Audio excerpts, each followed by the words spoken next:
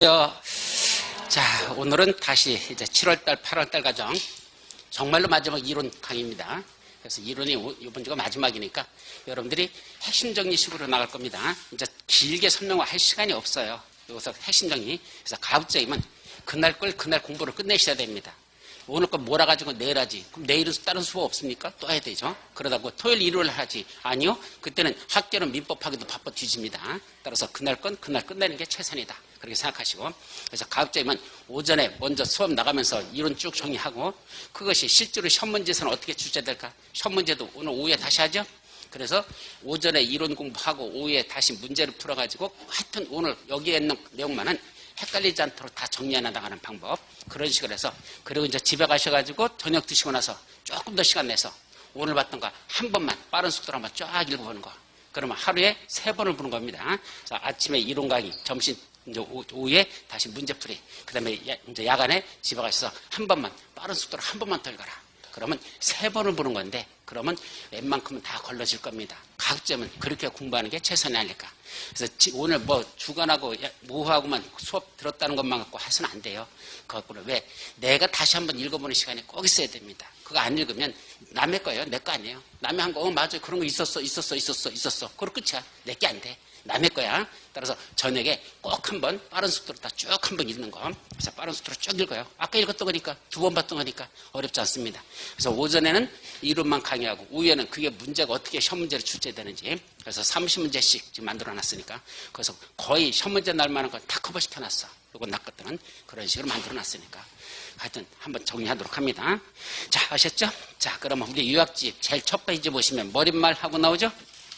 3번째 장에 넘어가면 첫 번째부터 3장 넘어가면 머리만 나올 거예요. 그죠? 제가 제일 좋아하는 말이 거기 있습니다. 진인사 대천명. 인간으로서 할 수 있는 최선을 다하고 하늘의 명을 기다려라. 맞죠? 그러고는 거기다 제 넋두리를 갖다가 쭉 써놨습니다. 한번 읽어보십시오.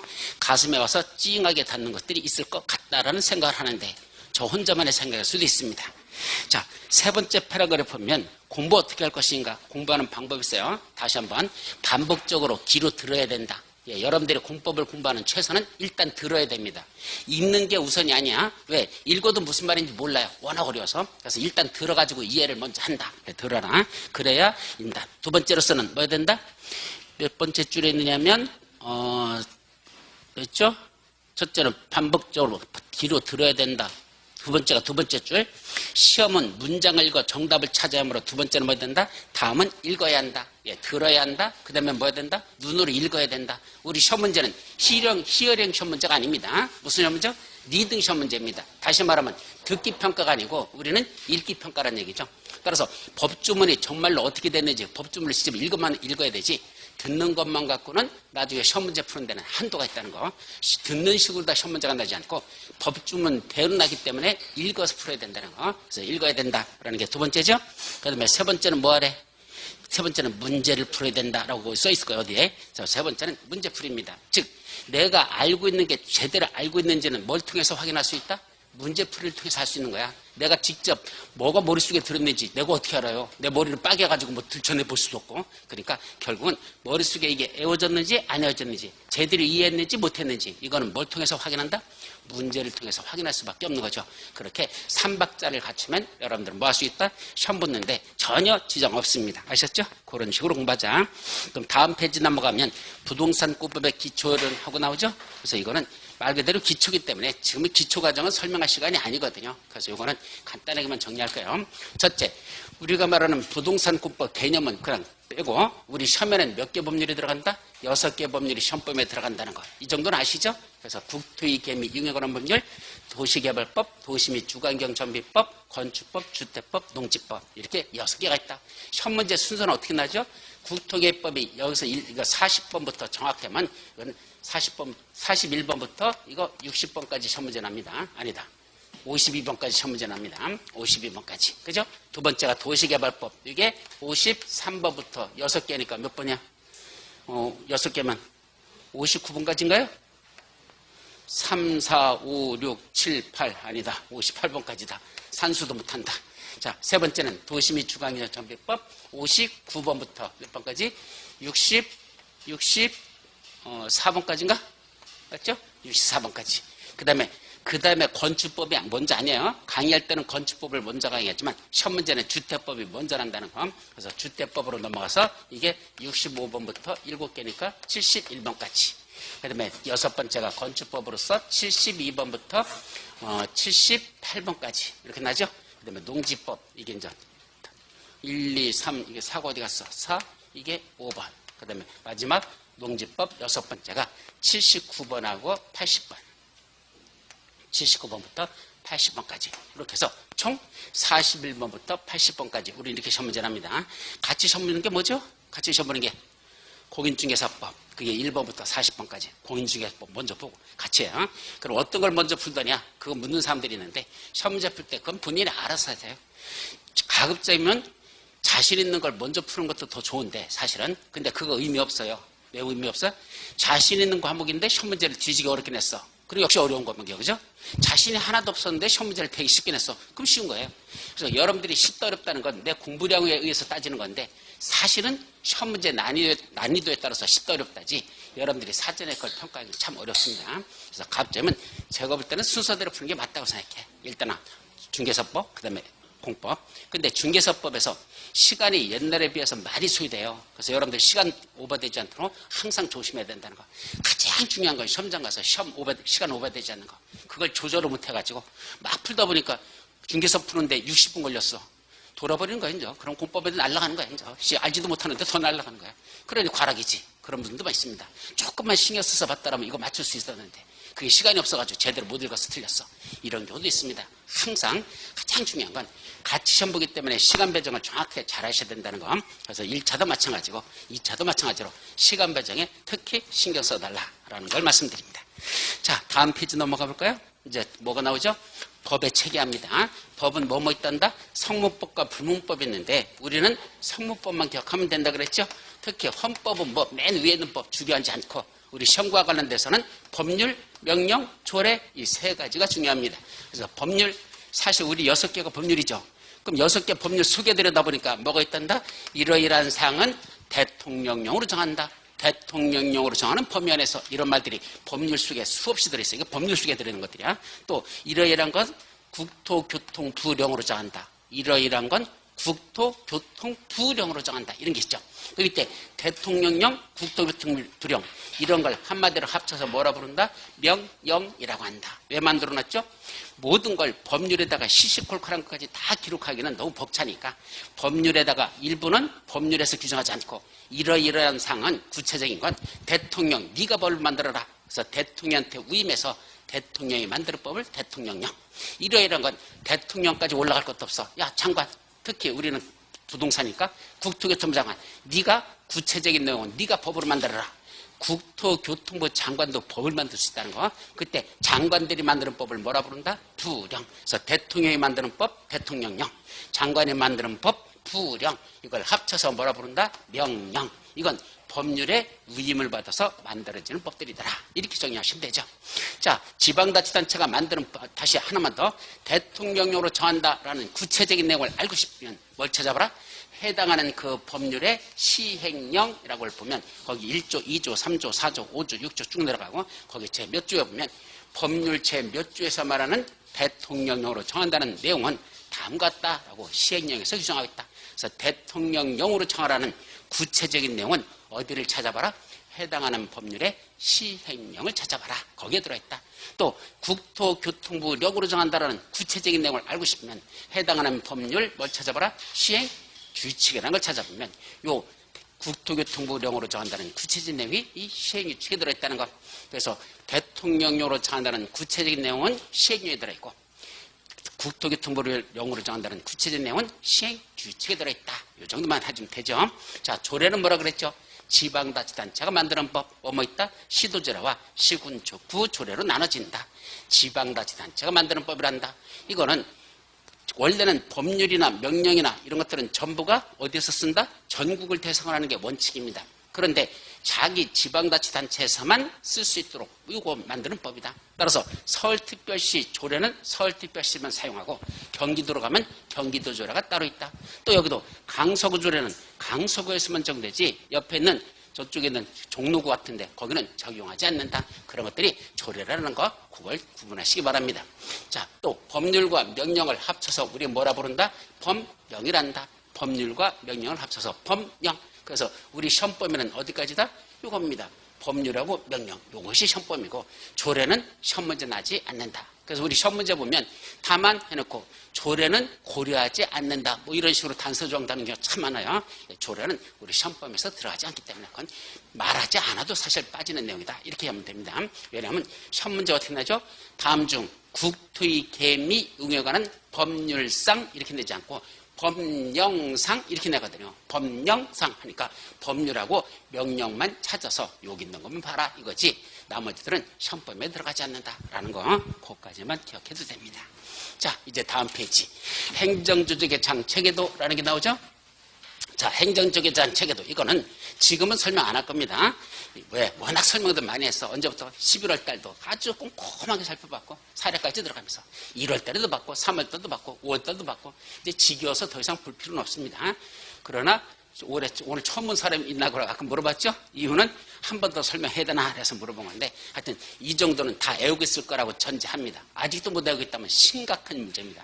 예, 공부하셔야 돼요. 이거 안 외우면 공법 전체를 모르는 거와 똑같다 그랬으니까 한번 행정조정 체계도 쭉 보도록 하고 이걸 이따 오후에 시험 문제에 들어있으니까 거기서 풀어보면 본인이 제대로 공부하고 있는지 아닌지 한 문제 넣어놨으니까 여러분들이 이따 보도록 할 겁니다. 자, 넘어가죠. 이제 본격적인 내용으로 들어갑니다. 국토의 개미 융에 관한 법률 지금부터 살펴보도록 하죠. 시험 문제는 몇 문제 난다 그랬죠? 12문제. 여러분들 목표는 몇 문제? 9개. 예, 12문제 중에 9개는 여기서 맞추셔야 됩니다. 부동산 공법 중에 가장 중요한 법률이고 또 이 국토개법을 모르면 공법 전체를 모르는 것과 똑같아. 여기 있는 내용이 그대로 다른 법에다 그대로 써먹는 것들이 워낙 많기 때문에 조금 외울 것도 엄청나게 많아요. 사실은 다른 법보다도 외울 게 엄청나게 많은데 그래도 여러분들이 열심히 해서 여기서 먼저 정복을 해놔야 다른 법률을 공부하기가 훨씬 쉽다는 걸 말씀드리도록 합니다. 자, 첫 번째 내용이 뭐가 나오죠? 전체적인 체계도가 나옵니다. 넘어가라. 체계도.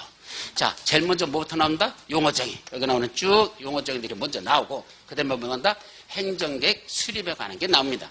그래서 먼저 계획을 수립하지 않고 계획은 크게 세 가지만 봐요. 여기서는 광역도시계획, 도시군 기본계획, 도시군 관리계획 이렇게 세 가지 구체적인 내용들이 무엇이냐 이거 살펴보죠.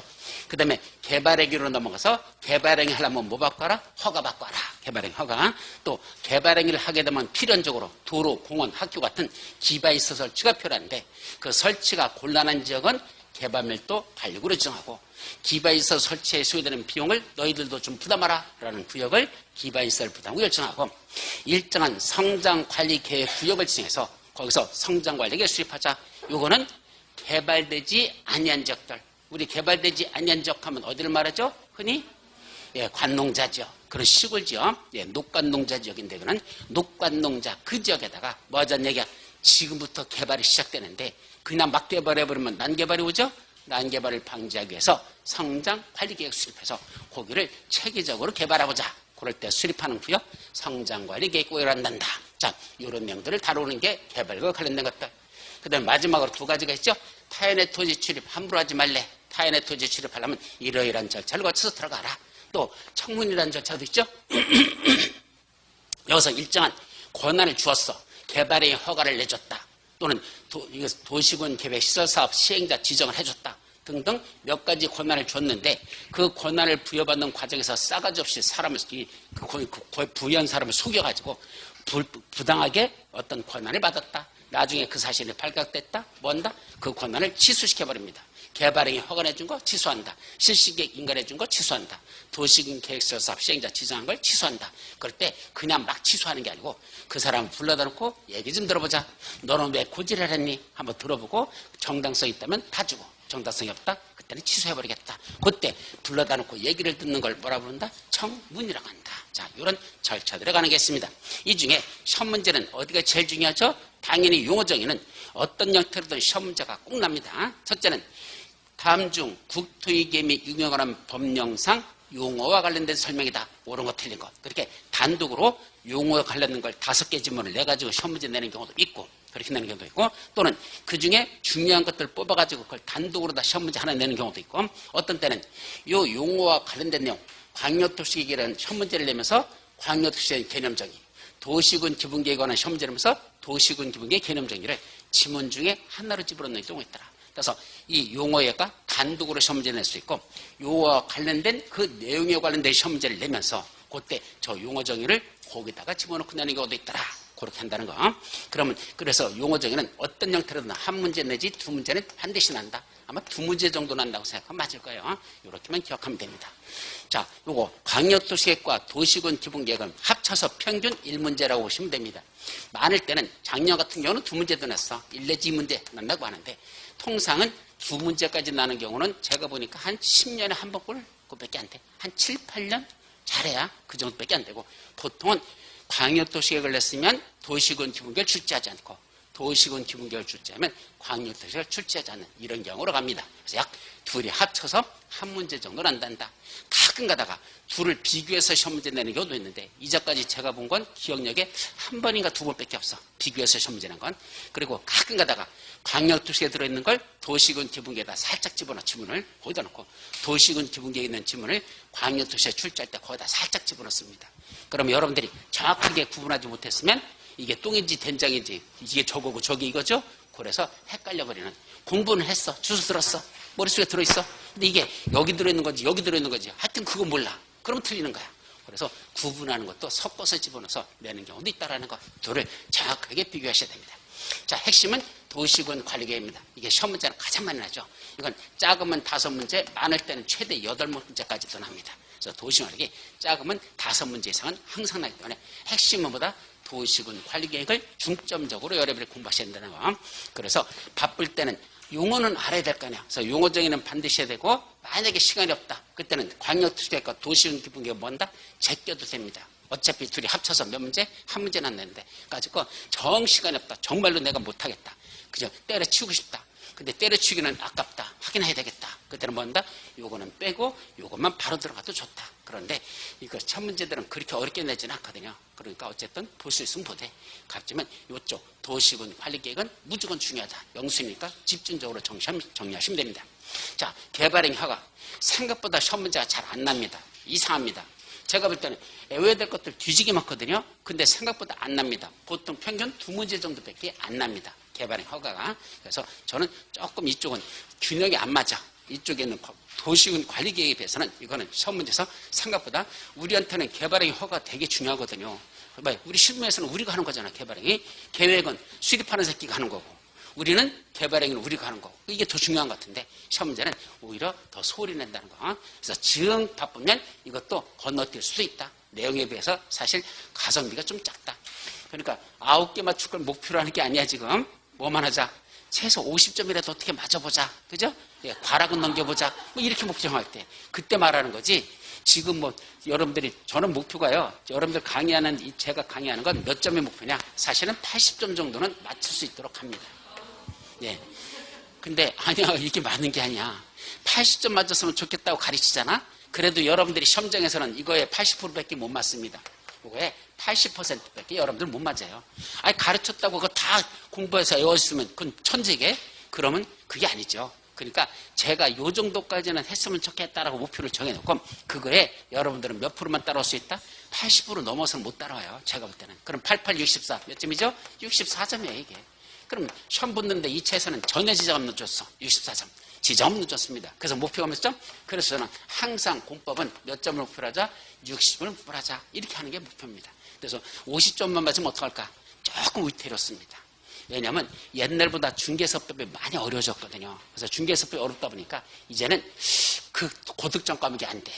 효자 과목에서 불효자 과목으로 자꾸 떨어지려고 그래. 옛날에는 효자 과목이라고 그랬어요. 중개사법. 그거 90점 못 맞으면 병시 취급받았었어요. 그 당시에는. 근데 지금은 80점 넘어가는 것도 쉽지가 않습니다. 실제로 보니까 공부 아주 잘하는 사람들이 80점 넘어갈 때 그 정도지. 보통은 75점 정도에서 80점 사이.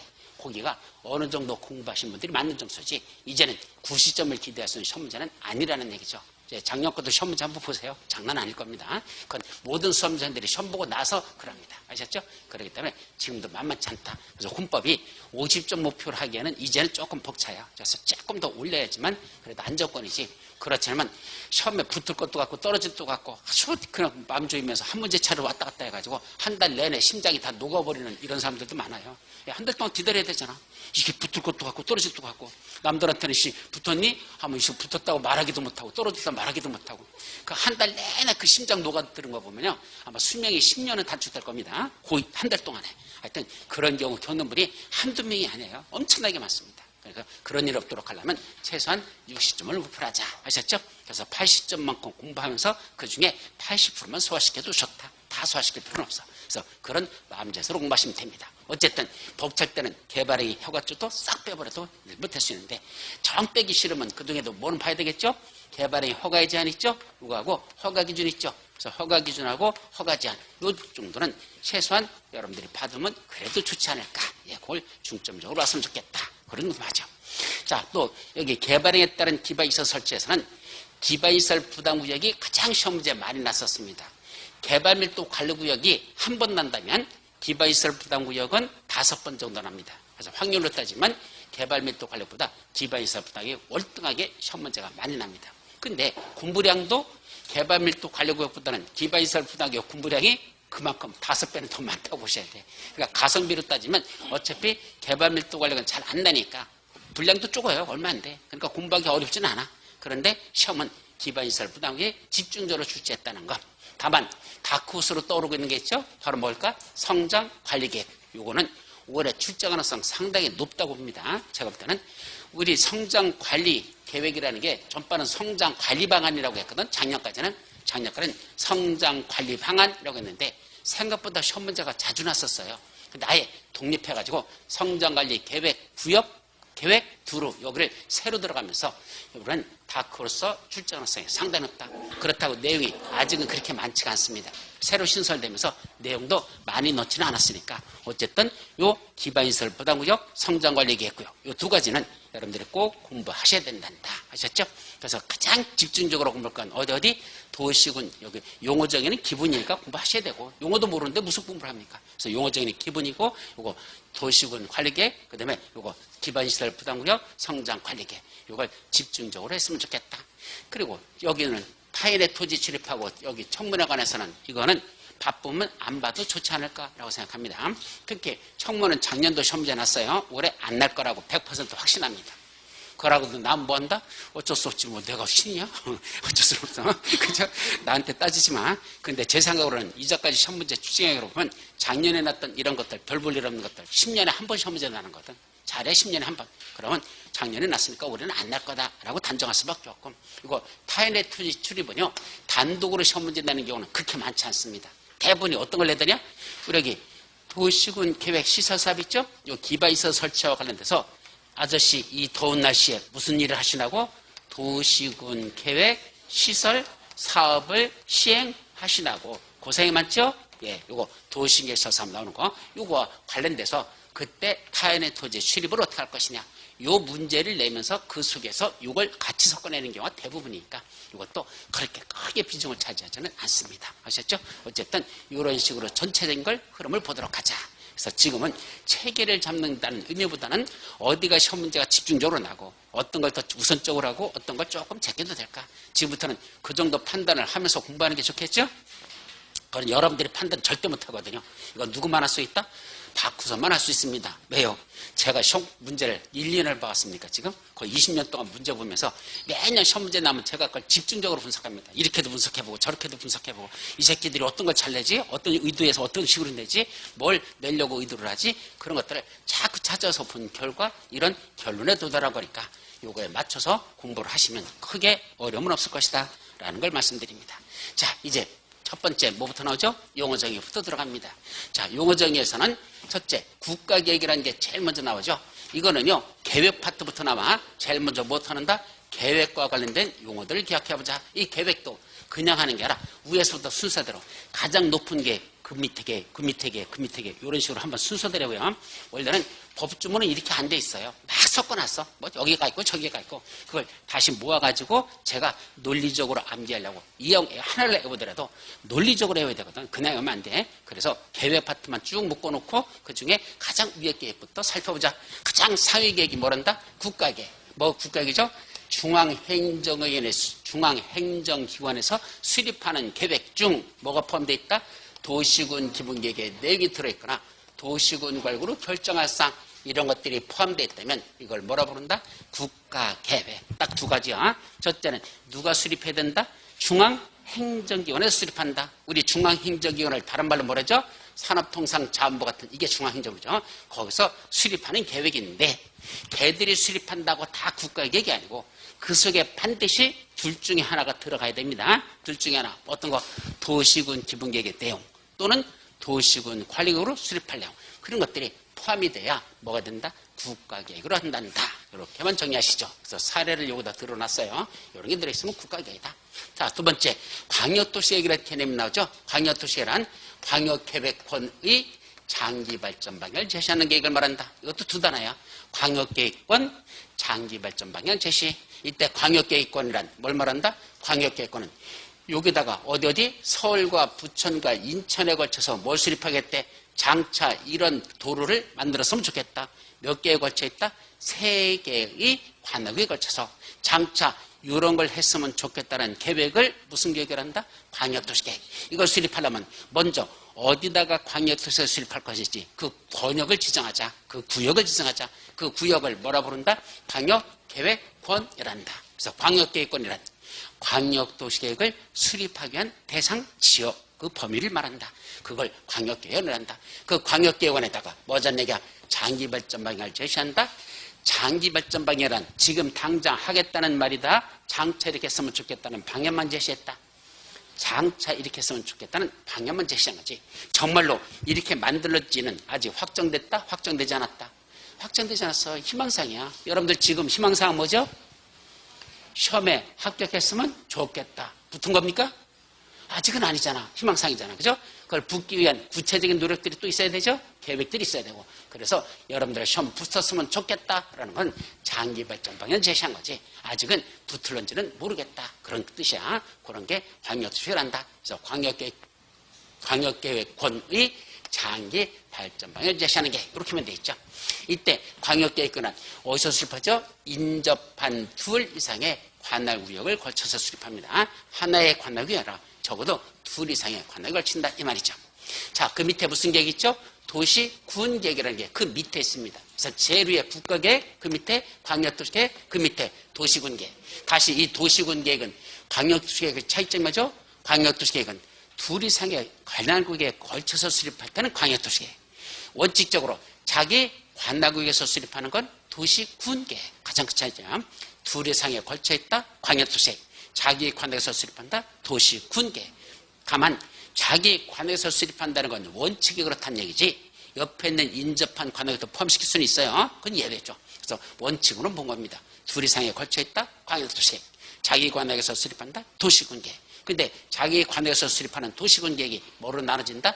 2 가지로 구분된다. 뭐뭐 있다? 도시군 기본계획, 도시군 관리계획. 그래서 도시군 계획이 도시군 기본계획, 도시군 관리계획 이렇게 둘로 나눠진다. 가장 큰 차이점. 도시군 기본계획은 한마디로 장기발전 방향을 제시한다. 앞으로 이렇게 했으면 좋겠다. 어디를? 자기 관할구역을. 자기 관할구역. 여기는 서울특별시라는 자기 관할구역을 장차 이렇게 했으면 좋겠다. 도시군 기본계획. 그럼 장차 이렇게 했으면 좋겠다는 게 나왔으니까 그걸 실천하기 위한 구체적인 걸 또 수립해야 되죠. 여러분들이 쉽게 말하면 이번에 시험 붙었으면 좋겠다. 이게 우리 도시군 기본계획. 그럼 시험 붙으려면 뭐 해야 된다? 학원에 나와서 열심히 수업 좀 듣자. 그래서 나왔다. 이거는 구체적으로 실천하는 거죠? 그건 무슨 계획이다? 도시군 관리계획. 그래서 앞으로 했으면 좋겠다는 희망사항을 구체적으로 실천하는 게 도시군 관리계획으로 보신다. 그래서 했으면 좋겠다가 더 중요한 거예요. 실제로 하는 게 중요한 거야. 그러니까 시험 문제가 이거는 한 문제 날똥말똥 하는데 이거는 무려 5문제 이상이 출제되는 수밖에 없는 게 정말로 지금 벌어지고 있는 계획들 이렇게 실제로 하는 계획들 이것이 중요한 계획이기 때문에 그래서 시험 문제가 집중적으로 날 수밖에 없는 겁니다. 아셨죠? 자, 이때 자기 관할구역이란 아까 설명 안 했지만 특광, 특시, 특도, 시, 군 이걸 뭐라 부른다? 자기 관역을 한다. 이때 군이 두 가지 군이 있죠. 광역시 속에도 군이 있고, 그죠? 그 다음에 어디도 있어? 도지사 밑에도 군이 있죠. 그때 이 군은 뭘 말한다? 광역시군은 제외한다. 즉 광역시군은 관할구역이라고 말하지 않는다. 그럼 광역시에서는 어떤 게 관할구역? 광역시 자체가 관할구역이지 광역시 속에 들어있는 군은 관할을 하지 않는다. 그럼 시군 이건 둘 다 관할구역이야. 그럼 이 위에 뭐가 있죠? 시군 위에 도가 있습니다. 도는 관할구역이라고 한다 안 한다? 안 한다. 예, 도는 관할구역을 보지 않기 때문에 밑에 있는 시군이 관할구역이고 이 광역시는 이 자체가 관할구역이고 그 밑에 있는 구나 군은 그건 관할구역으로 보지 않는다. 특히 광역시군은 제외된다는 거 이것도 관할구역 개념에 꼭 기억해둘 핵심적인 내용입니다. 자, 도시군 개분계 개념정이 자기의 관할구역에 대해서 관할구역에 대해서 기본적인 공간구조와 장기 발전을 제시하는 무슨 계획이다? 종합계획. 이거는 항상 종합계획으로만 수립합니다. 근데 광역도시계획은 종합계획이란 말이 없습니다. 왜 그럴까? 광역도시계획은 종합계획이란 말이 없어. 아무런 말이 없어. 그건 무슨 의미일까요? 종합계획으로 수립해도 좋고 부문별 특정계획으로 수립해도 좋다. 둘 다 가능하니까 굳이 법에다 그걸 구분할 필요가 없습니다. 다 된다 이 뜻입니다. 그래서 아까 제가 요거다가 요거 장차 도로 만들었으면 좋겠다. 이건 뭐가 되죠? 부문별 특정계획이라고 합니다. 부문별 특정계획이란 말을 쓴다. 반면에 서울특별시와 부천시와 인천시의 세 군데 관할구역을 우리 서남북권을 집중적으로 이렇게 했으면 좋겠다 해서 종합계획으로 수립할 수도 있어. 도로 하나만 하자는 얘기가 아니고 셋을 한꺼번에 묶어서 그것을 다 한꺼번에 묶어서 어떻게 개발하면 좋을까라는 종합계획으로 수립하는 것도 가능하고 이렇게 하나만 도로 하나 만들자, 광역 쓰레기 매립장 하나 만들자라는 부문별 특정 계획도 가능한 거. 무슨 계획? 광역도시계획은 그렇습니다. 따라서 광역도시계획은 종합계획도 가능하고 부문별 특정 계획도 가능하다. 이렇게 하고 도시군 기본계획은 반드시 종합계획으로만 수립해야지 뭐 우리 서울특별시다 쓰레기 하나 만들었으면 쓰레기장 만들었으면 좋겠다. 그렇게 하나로 수립하는 건 없습니다. 항상 종합계획으로만 수립한다. 그래서 왜 수립하죠? 밑에 있는 도시군 관리계획 수립에 지침이 된다. 아주 중요한 거죠. 밑에 있는 도시군 관리 수립에 지침이 됩니다. 자, 도시군 관리계획은 자기 관할구역을 뭐하기 위한 거다? 개발, 정비 및 보존을 위한 토지용 등에 관한 다음의 계획을 말한다라고 됐어요.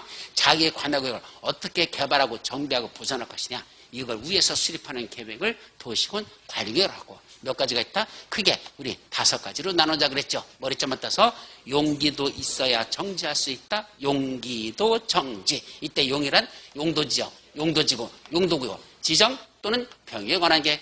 두 번째 기반시설의 설치, 정비 또는 개량에 관한 계획. 세 번째 도시개발 사업에 관한 계획. 네 번째 정비사업에 관한 계획. 마지막 지구단위 계획구역의 지정 또는 병역에 관한 계획 및 지구단위 계획. 이것을 뭐라 부른다? 우리 용기도 정지라고 하고 이게 도시군 관리로 수립하는 건 요 5가지만 수립한단다 라고 했었죠? 꼭 암기해 두셔야 됩니다. 근데 더 중요한 건 요것만 외웠다고 되는 게 아니에요. 요걸 응용 문제를 냅니다. 그럼 용도지역 지정 변경 이렇게 내지 않고 뭐라 낸다? 제1종 일반 주거지역에서 일반 상업적으로 변경하는 계획 이렇게 씁니다. 그게 무슨 말이야? 일종 일반 주거지역을 일반 상업적으로 변경하는 계획 그렇게 하면 그게 무슨 말이죠? 용도지역의 변경이다 이런 뜻입니다. 우리 용도지역의 종류 오늘 그것까지 진도 나가요. 그럼 용도지역의 종류 있잖아. 그것까지 알고 있느냐 속에 있는 내용을 알고 있느냐 그걸 가지고 문제를 냈죠. 그래서 무슨 용도지역에서 무슨 용도지역으로 용도지역을 뭔단다? 용도지역을 변경한단다. 이걸 용도지역 변경 이렇게 되지 않고 사례로다가 실제로 용도지역의 종류를 갖다 놓고 그 중에서 무슨 용도지역에서 무슨 용도지역을 변경한다 이런 식으로 낸다는 얘기입니다. 아셨죠? 그러니까 뭘 다 외워야 돼. 용도지역의 종류 다 외워야 되고 용도지구 종류 다 외워야 되고 용도구역 종류 다 외워야 응용 문제를 볼 수 있다 이 소리 있죠. 또 기반시설 설치정비 계량 이렇게 시험 문제 안 합니다. 공원 설치에 관한 계획, 그죠? 도로 정비에 관한 계획, 그죠? 이런 식으로 이걸 기반시설하고 되지 않고 공원, 도로 이런 식으로 냈고 설치만이 아니라 정비하는 것도 도시관리계로 계량하는 것도 도시관리계로 세 가지가 다 도시관리한다. 그런 식으로 문제들이 조금씩 바꾼다는 거 아셨죠? 또 여기 정비사업에 관한 게 이렇게 안 내요. 정비사업에는 몇 가지가 있다? 3가지가 있다. 뭐 있다? 주거환경 개선사업, 재개발사, 재건축사업 있잖아요. 그죠? 그럼 시험 문제 어떻게 내죠? 주거환경 개선 사업에 관한 게 이따 오후에 시험 문제 그렇게 냈습니다. 그러니까 주거환경 개선 사업에 관한 게 아무리 봐도 용기도 정지에 주자가 없는데 왜 주거환경 개선 사업이 이렇게 나오죠? 다 돌아버리고 앉아있는 거야. 이 주자는 어디 들어있단다? 청비 사업에 관한 게 거기에 주거환경 개선 사업이 고수에 들어있거든. 시험 문제를 그런 식으로 바꿔서 낸다는 얘기입니다. 그냥 단순하게 그냥 전비 사업에 관한 게 이렇게 안 내고 그 속에 있는 세 가지 사업 중에 하나를 끄집어내서 재개발 사업에 관한 게 또는 재건축 사업에 관한 게 그렇게 하면 이게 전비 사업에 관한 계획이구나 이렇게 세 개 듣고 그렇게 하려면 그런 거 하고 싶으면 도시군 관리로 결정해야 된다 그런 뜻이구나 그렇게 여러분들이 새겨서 들으셔야 됩니다. 아셨죠? 자 여기까지. 그 다음에 도시군 관리계획 일종인 두 가지 계획이 있어요. 뭐 있다? 지구단위 계획과 입지규제 최소구역 계획 이런 게 있죠. 아까 지구단위 계획 구역 안에서 무슨 계획을 수립하죠? 지구단위를 수립하고 요거 용도구역 중에 뭐 있었죠? 용도구역에는 몇 가지? 5가지. 기억나나? 예, 뭐랬죠? 다시 개를 도시에서 수입한다. 개 도시 수입이 있었죠? 개발제한구역, 도시자연공원구역, 시가와 주정구역, 수산자원보구역, 입지규제 최소구역. 그 중에 무슨 구역? 입지규제 최소구역 이런 게 있었고 그 안에서 무슨 계획을 수립한다? 입지규제 최소구역 계획이라는 걸 수립한다. 지구단위 계획구역 안에서는 지구단위를 수립하고 입지규제 최소구역에서는 입지규제 최소구역 계획을 수립합니다. 이것도요 가만히 들어보면 좀 싸가지 없이 만들었어. 조금 여러분들이 잘 봐봐. 지구단위 계획구역 안에서는 뭐 수립한다? 지구단위 계획을 수립한데 구역자 어떻게 했어? 빼버렸잖아. 지구단위 계획구역에서 뭘 빼렸어? 구역자 빼르고 지구단위 이렇게. 그럼 이것도 입지규제 최소구역 계획하고 계획자 이것도 하잖아. 그러지 말고 입지규제 최소계획 이렇게 하던지 그죠? 근데 구역자를 써놓고 여기는 계획자. 여기는 지구단위 계획 구역 계획 이렇게 안 하고 여기는 뒤에 다 빼버리고. 그래서 이건 말이 조금 그 구역하고 비교해보면 조금 말이 좀 그렇게 돼 있는데 어쨌든 그냥 애우는 수밖에 없습니다. 그래서 지구단위 계획구역 안에서는 지구단위를 수립하고 입지규제 최소구역에서는 입지규제 최소구역 계획을 수립한다. 참 돌아버린다. 말들이 길어서. 하여튼 그렇게 만들어놨습니다. 그럼 지구단위 계획이란 최근에 시험 문제 났었죠? 어디에서? 자기 관할구역에 대해서 도시군 계획 수립 대상 지역이죠. 아까 도시군 계획 수립 대상 지역은 자기 관할구역이죠. 도시군 계획 수립 대상 지역에 어디에 대해서 일부에 대하여 뭐 한답니까? 토지 이용을 합류하고 그 기능을 증진시키며 미관을 개선하고 양환환경을 확보해서 수립하는 무슨 계획을 말한다? 도시군 관리 계획을 말한다 라고 맨 마지막에 도시군 관리 계획을 말한다 라고 했어야 되죠. 또 입지규제 최소구역 계획이란 어디에서? 입지규제 최소구역에 뭐에? 관리에 필요한 사항을 정하기 위해 수립하는 무슨 계획을 말한다? 도시군 관리 계획을 말한다 라고 됐어요. 여기까지. 그 다음에 최근에 만들어진 성장관리계획이라는 게 새로 들어갔다 그랬죠? 성장관리계획이란 어디에서?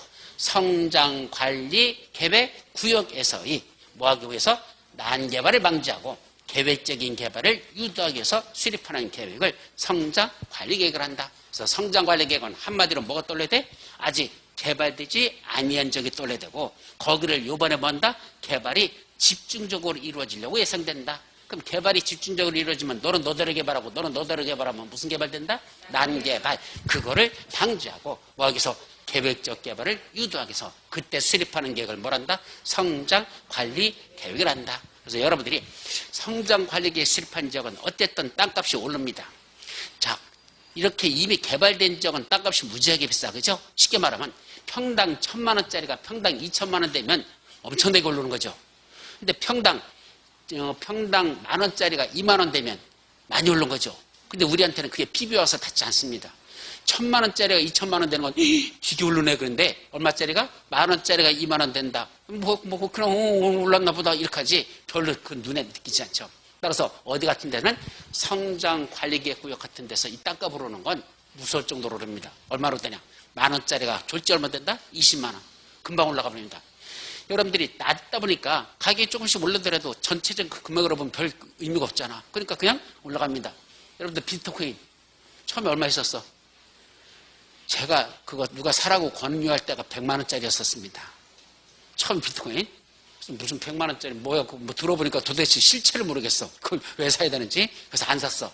얼마나 후회했는지 몰라요. 샀어야 되는데. 그죠? 왜? 100만 원짜리가 200만 원 되는 거, 그거 모르잖아. 그럼 100만 원짜리 그때 비트코인 몇 개만 샀어도, 10개만 사놨어도 얼마밖에 안 들어가? 1000만 원밖에 더 들어가? 100만 원에 10개 사놓으면? 근데 지금 하나가 얼마인데? 많이 떨어졌지만, 하나에 지금도 3만 원 가나?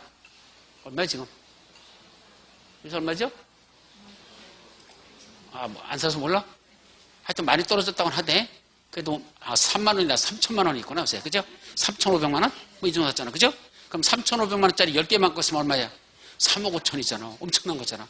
그러니까 100만 원짜리 10개 사서 1000만 원 되는 건 뭐 그리고 뭐 1000만 원 뭐 그러니 하는데 얼마짜리가 그래서 3,500원짜리가 10개 사서 3억 5천이 된다. 이렇게 됐잖아요. 그러니까 똑같이 10배가 올라가는데 큰 데서 10배 올라가는 거하고 작은 데서 10배 올라가는 거 보면 어떤 게 더 변동성이 크다? 작은 데서 올라가는 게 훨씬 더 변동성이 큽니다. 다시 말하면 이런 지역은 투자할 만한 값어치가 있다는 얘기입니다. 왜? 낮으니까 가격이. 근데 올라가는 건 순식간에 올라버립니다. 그래서 평당 10,000원짜리가 평당 20만 원 되는 거 20배 올라가는 건 포도 안 나게끔 쑥 올라가 버릴 가능성이 높다라는 거. 그런 데가 투자 가치가 있는 겁니다. 아셨죠? 그래서 비싼 것들은 그 비싼 거에서 2배까지 올라가려면 시간이 한참 걸려. 아무튼 눈에 띄니까 가격이. 근데 낮은 가격에서 높은 가격으로 올라가는 건 순식간에 쭉 올라갑니다. 그래서 이런 데는 나중에 여러분들이 투자 가치가 있다는 걸 생각하시고 혹시 나중에 실무하면서 뭐가 나와서 성장관리계획부 요런 정돼 있다. 또는 성장관리계획을 수립하는 적이다. 옛날 거로 쓰면 성장관리방안이 수립된 적 이렇게 써 있어요. 지금은 성장관리계획을 하지만 여러분들이 실무에 부딪히면 그때는 성장관리방안이라고 써 있을 겁니다. 같은 말로 보십시오. 성장관리계획을 성장관리방안이라고 옛날에 말했다. 그래서 성장관리방안으로 수립됐어도 지금은 성장관리계획으로 보시면 된다. 아셨죠? 그래서 그 계획을 잘 들여다보면 여기는 어떻게 개발하고 여기는 어떻게 개발하고 여기는 어떻게 개발하겠다. 그게 성장관리계획에 다 나와 있습니다. 그걸 보시면 어디가 투자 가치가 있는지를 눈으로 읽을 수 있어. 그거 보지도 않고 투자하는 사람을 본다? 묻지마 투자라고 합니다. 그런 건 그냥 더 이상 얘기 안 했겠죠. 아침부터. 그러니까 그럼 빙신 취급받는 것밖에 안 돼요. 그러니까 그렇지 않지 말고 반드시 성장관리계획 꼭 들여다보고 거기서 어떻게 개발할 건지를 보시면 내가 어디에 투자하는 게 돈이 될 것인지를 그 흐름을 느낄 수 있다. 아셨죠? 그래서 중요한 계획이다. 거기까지만 말씀드립니다. 자, 이제 넘어갈까요? 요거 용도지역 등 용어정의라는 게 나와요. 이제 계획 같은 것은 일단 다 끝났고 그 다음에 뭐에 가는 거다? 이런 용도지역과 관련된 것들, 용도지역, 용도지구, 용도구역. 한마디로 일단 지역 등이라고 표현하는데 요거에 대한 개념들이 나온다. 첫째는 용도지역이란 뭐 한답니까? 토지의 이용 및 건축물의 용도, 건폐율, 용적률, 높이 등을 뭐한다? 제한하기 위해 지정하는 건 용도지역이란다. 그래서 용도지역, 자기들끼리는 서로 중복 지정된다? 안 된다? 안 된다. 상업지역과 녹지역은 경계선이 뚜렷하게 구분되지 서로 중복돼서 겹치는 지역은 존재할 수 없다. 이것이 첫째죠. 자, 따라서 용도지역의 핵심은 토지이용, 네 멋대로 하라 함부로 하지 말라. 한발하지 말라고 제안하는 겁니다. 또 그 위에다 건축물 짓죠? 건축물도 어떤 용도, 그때 건폐율 몇 프로, 용적률 몇 프로, 높이 얼마 이런 거 함부로 짓지 말라고 뭐 하는 거다? 제한하기 위해서 뭘 지정한다? 용도지역이라는 걸 지정한다. 따라서 상업지역이라고 지정되면 상업지역 안에서의 토지이용은 이렇게 하란다. 건축물 지을 때 그때 종류는 어떤 걸 지을 수 있고 건폐율은 몇 퍼센트, 용적률은 얼마, 높이는 얼마까지 맞춰라. 이런 식으로 제한하는 걸 뭐라 부른다? 용도지역이라고 한단다. 반면에 용도지역 지정만 갖고는 국토가 관리되더라, 부족하더라. 부족해서 용도지역 위에다가 상업지역이라는 용도지역 위에다가 우리 뭘 지정하자? 용도지구라는 걸 지정하자. 그래서 그 중에 일부를 이렇게 해서 전체가 아니야. 상업지역이라는 용도지역의 일부에다가 뭘 지정한다? 용도지구라는 걸 지정한다. 왜 지정하죠? 바로 그 용도지역에서 제한하고 있던 것들을 더 강화 제한하거나 또는 완화 제한하기 위해서 용도지구라는 걸 지정한다. 그래서 용도지구 지정 목적은 용도지역에서 좀 전에 저렇게 토지나 건축물을 제한하고 있었죠? 그걸 더 강화 제한. 이거는 고도지구는 강화 제한이야? 완화 제한이야? 강화, 완화? 강화죠. 원래 상업지에서 지을 수 있는 높이나 용적률이 있을 건데 그 높이만큼 짓는다? 더 낮게 지어라. 낮게 지어라요. 그래서 고도지역을 지어하니까 이건 용도지역에서 얼마까지 지어라 라고 제한한 걸 더 강화 제한하는 역할을 하는 게 이건 고도지역으로 한단다. 그럼 완화시키는 대표적인 게 뭐가 있었죠? 완화하는 대표적인 용도지구. 용도지구. 개발. 뭐 있어? 개발제한이고요? 완화, 개발, 진흥지구. 개발, 진흥지구 했죠? 주산관, 복특 5가지가 있었다. 용도지역은 잘 나오는데 용도지역은 말이 잘 안 나와. 왜 여기가 적고 나와? 하여튼 용도지역은 몇 가지 있었죠? 9가지. 특취계, 방방, 보복, 경고. 나중에 좀 이따 진짜 다음 주에 나와요. 그래서 특별히 취급할 개새끼가 방방 뜨면 보복을 경고한다. 특취계, 방방, 보복, 경고. 거기 개발진인지구로 했었죠? 하나 더 있는데 대표적인 거. 시험 문제 추정하는 영순이. 복자 들어가는 거. 복합, 용도지구. 예, 복합 용도지구도 강화에 완화야. 완화시키는 역할을 합니다. 복합 용도지구가 지정되면 거기서는 용도지구에서 제한하는 걸 더 완화시키는 역할들을 합니다. 어쨌든 용도지구는 왜 정한다? 용도지구에서의 제한을 강화 또는 완화하기 위해서 지정한다. 그렇게 하고 지들끼리는 용도지구끼리는 서로 중복지정 된다 안 된다? 된다. 용도지구끼리는 중복된다는 얘기야. 용도지역끼리는 중복될 수 없고 용도지구끼리는 중복할 수 있다. 그러면 어디에다 뭘 지정하죠? 용도지역 위에다가 용도지구를 지정할 수밖에 없죠. 왜? 용도지역의 제한을 강화 완화하는 거니까 용도지역 위에다 지정하니까 용도지역과 용도지구는 서로 중복 지정 된다 안 된다? 당연히 된다. 용도지역 이렇게 용도지역 위에다가 용도지구를 지정하니까 용도지역과 용도지구는 뭔다? 당연히 중복된다. 그건 중복 안 될 수가 없어요. 어차피 용도지역에 제한하는 거에 바로 용도지구니까 서로는 중복된다. 그런 뜻을 갖습니다. 자, 용도지역, 용도지구만 갖고 국토가 관리됩니까? 아니요. 부족해서 하나 더 만들자. 뭘 만들었다? 용도구역이라는 걸 만들었다. 왜 만들었죠? 용도지역과 어디에서의 용도지구 그 두 가지에서 뭐 같은 것들 제한하는 걸 뭔다? 강화 또는 완화해서 용도구역을 정합니다. 다시 말하면 어디다 정할 수 있어? 이렇게 용도지역이죠. 녹지지역이라는 용도지역 위에다가 뭘 정한다? 도시자연공원구역. 용도지역의 제한을 이건 도시자연공원 강화하는 거죠. 용도지역의 제한을 이렇게 강화하려고 도시자연공원 구역이라는 걸 지정하는 겁니다. 또 개발제한구역이라는 걸 지정하는 겁니다. 또 어디도 용도지구 위에가도 지정할 수 있어. 용도지구 위에도 용도구역을 지정할 수 있습니다. 그러다 보니까 용도구역은 어디다 정한다? 용도지역, 용도지구 이 위에다 둘 다 위에다 지정한다는 얘기야. 그래서 용도지역에서 제한하는 것들을 강화할 수도 있고 용도지구에서 제한하는 걸 강화 완화하는 거에 뭐란다? 용도구역이란다. 그래서 맨 밑바탕에 뭐가 정되고 용도지역이 정되고 그 위에 뭐가 정되고 용도지구가 정되고 다시 그 위에 뭐가 정된다? 용도구역이 정된다. 용도지역, 지구구역 이렇게 해오라 그랬죠? 거기까지. 자, 그 다음에 기반시설 등 용어 정의하고 나오는데 이거부터는 우리 잠시 쉬었다가 들어가도록 합니다.